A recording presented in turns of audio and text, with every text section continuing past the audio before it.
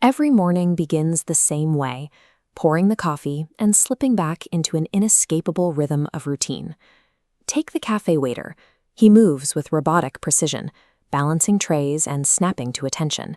He has adopted the rigid nature of an object to avoid the messy, unpredictable reality of being a person. Sartre defined this behavior as bad faith, or mauvaise foi. It describes the lie we tell ourselves when we treat our temporary social roles as fixed, inescapable destinies. We use the routines and titles of daily life as psychological shields. They protect us from the pressure of our own autonomy. Jean-Paul Sartre acted as the architect of this psychological excavation. Writing in mid-century France, he addressed a generation forced to confront their own nature in the aftermath of total war. To understand our condition, compare a human to a manufactured object. An engineer creates a tool, like a paper knife, with a specific blueprint and purpose in mind before the object ever exists. For humans, the sequence is reversed.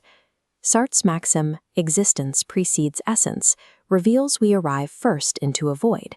We have no divine plan or inherent nature to follow.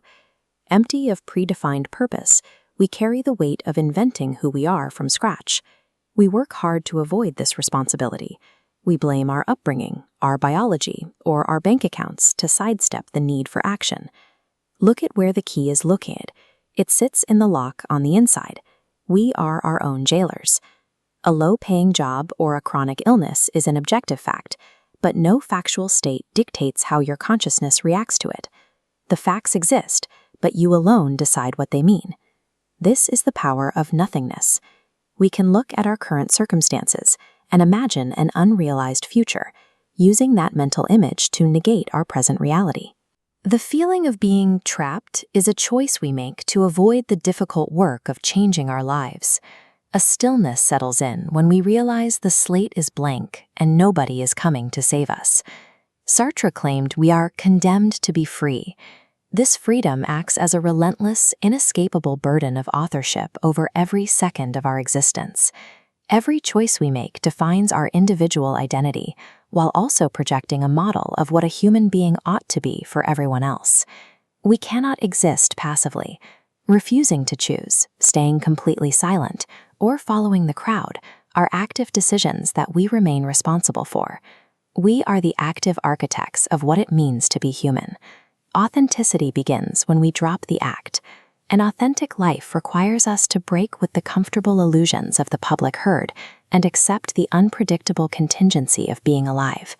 That tight, anxious feeling in your chest signals health. It is the friction of your own autonomy grinding against the world. Tearing down the script is the only way to take genuine ownership of your reality. Sartre issues an ultimatum. Stop justifying the limits of your situation and strip away the labels you use to hide from your own capacity. No external authority or moral framework or video essay can tell you what step to take next. Take a deep breath and focus entirely on the physical, immediate reality of your own body, sitting right there in your chair. In the total silence of a world without a script, you are left awake and inescapably responsible for whatever you choose to do the exact moment this screen goes dark.